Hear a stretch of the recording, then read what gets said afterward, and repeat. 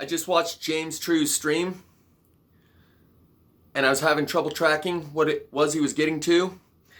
And by the end, he confirmed and validated everything I said and the interaction that I had with that guy at the hot springs, who was compensating for his own lack of living up to his full potential.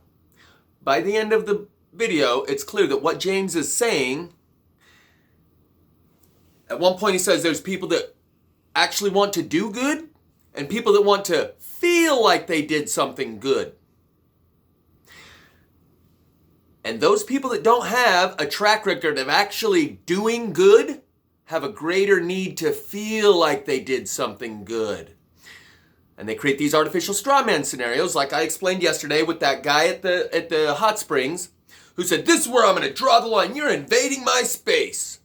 Because in the real world, when someone actually violated him, he let him do it.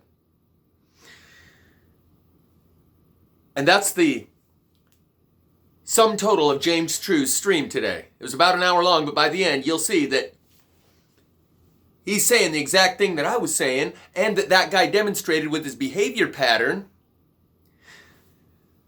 that this is a psychological eugenics program, a filtering of the wheat and the chaff.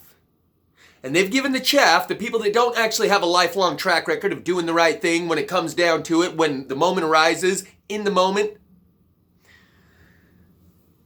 The people that want to actually do good have a lifelong track record of doing the right thing in the moment when it mattered. And the people that failed to do so, and they took the low, easier, convenient road, have a greater desire to feel like they did something good. And so if you don't stand for something, you'll fall for anything. And that's what this whole program is about. Let's get rid of the people that don't actually stand for something. Let's get rid of the people that didn't actually do anything. Let's give them a way to feel like they did something. Let's give them a way to feel like they actually stood for this and did something good in the world.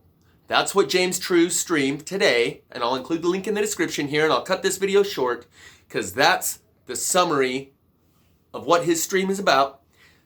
And I think he's on the leading edge of understanding what this is all, what all of this is. That's about it.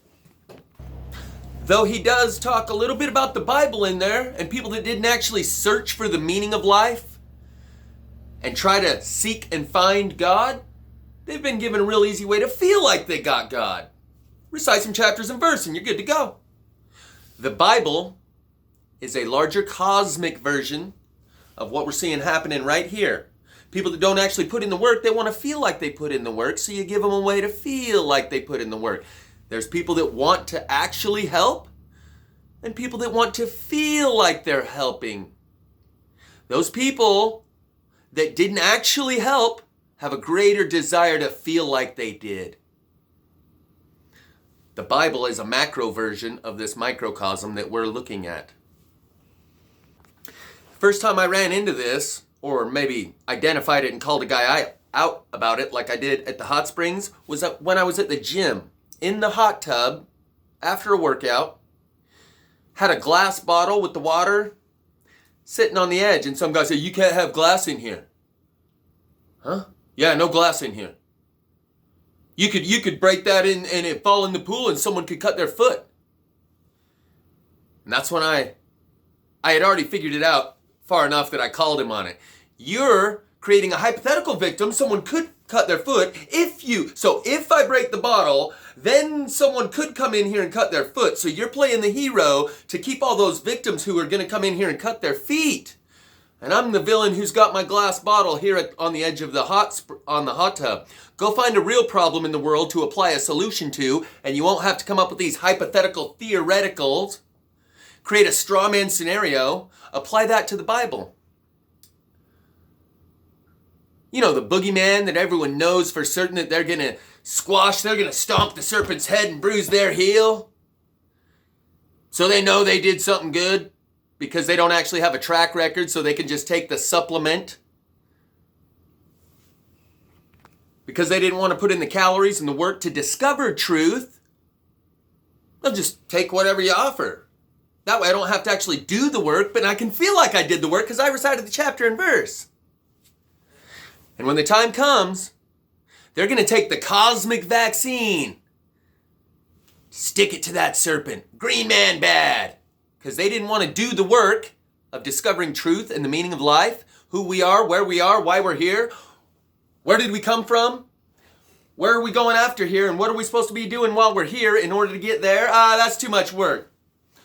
The extent to which you think you know something is the exact extent to which you cannot learn anything on any given subject matter. So long as you think you know something, you can feel like you know something if you just take this and regurgitate these lines. Oh, got it handled. Ain't got to actually find God or do the work and seek truth. There it is. And you fit right in with the tribe of all the others who don't want to do the work either.